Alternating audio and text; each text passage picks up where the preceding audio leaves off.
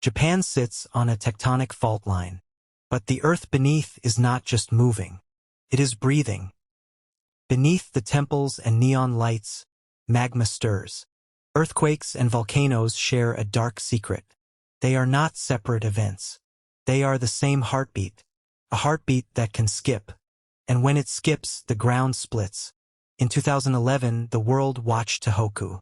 A 9.1 magnitude quake hit off the coast. Killed nearly 20,000 people. But something else happened that day. Something invisible. The land sank by over a meter in some places. And the pressure beneath Mount Fuji skyrocketed. Researchers at Kyoto University calculated the stress. They found that the quake added 1.6 megapascals to Fuji's magma chamber. That is enough to trigger an eruption. One researcher, Toshikazu Tanada, warned publicly. He said Fuji was under extreme pressure. That was 14 years ago. The mountain still waits. That is fact number 1. A massive earthquake can prime a volcano for eruption. But the connection goes deeper. Travels through the earth like a wave. In 2016, the Kumamoto earthquake struck. Magnitude 7.3. It occurred on land. 50 miles away, Mount Aso erupted. Not hours later. Not days. A few days after the shaking stopped. Scientists at the University of Tokyo studied the link. They discovered that seismic waves liquefied the magma. The shaking stirred the molten rock like a cup of coffee. Bubbles formed rapidly. Pressure exploded upward. That is fact number 2. Earthquakes can force magma to erupt instantly. What happens when pressure builds for centuries? The crust bends. It holds. And then it cracks. Japan sits on 4 tectonic plates. The Pacific plate dives beneath the continent. It descends at a rate of 8 centimeters per year. That friction creates tremendous heat. Rock melts into magma. The magma rises and pools in chambers. These chambers are scattered across the archipelago. But there is a third fact, a more unsettling one. Large earthquakes change the permeability of the crust. They open new pathways. Magma travels faster through fractured rock. A study published in 2018 by researcher Yoichi Oda proved this. He measured gas emissions after major quakes. The emissions increased by up to 300%. That means magma was degassing closer to the surface. So, the cycle is clear. Quake stresses the chamber. Quake stirs the molten rock. Quake opens the cracks. Then, fire follows. We often think of disasters as singular. One event.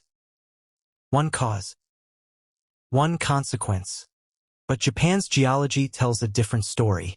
It is a chain reaction. A domino of rock and heat. Can we predict the next blast? Seismologists try. They monitor ground deformation. They measure volcanic tremors.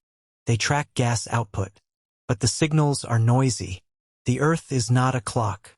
In 2020, the Japanese Meteorological Agency upgraded the warning level for Mount Fuji.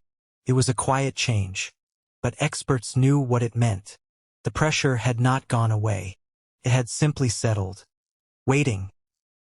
The 2011 quake was a catalyst. But catalysts do not expire. They linger. Every large tremor in Japan today carries a double threat. The shaking itself. And the sleeping giant it might awaken. Consider the Mount Unzen disaster in 1792. An earthquake triggered a landslide. The landslide caused a tsunami. The tsunami reached the volcano. And the volcano erupted. 4 disasters in a single chain. That is the Japanese archipelago in microcosm. Modern research confirms this ancient pattern. Dr. Takashi Matsushima of Kyushu University documents each event. He has over 30 years of seismic data.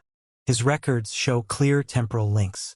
Within 2 years of a 7.0 plus quake, volcanic activity rises by 40%. 40%. That is not a coincidence. So, when you feel the ground shake in Tokyo or Osaka, do not just think of falling buildings. Think of what lies beneath. 10 kilometers down, 50 kilometers down. The magma waits. The Japanese people live with this awareness. It is woven into their art, their architecture, their philosophy. They know the earth gives life and takes it away. But the science offers one hopeful truth. Monitoring has improved dramatically. We can see the magma move. We can track the strain. We are not blind. The question is not if. It is when. And when it happens, we will know why. Because the earthquakes and volcanoes do not act alone. They are partners in a deep, ancient rhythm. The ground beneath Japan is not solid. It is a membrane. Thin. Stretched. Breathing. And we are simply standing on its exhale.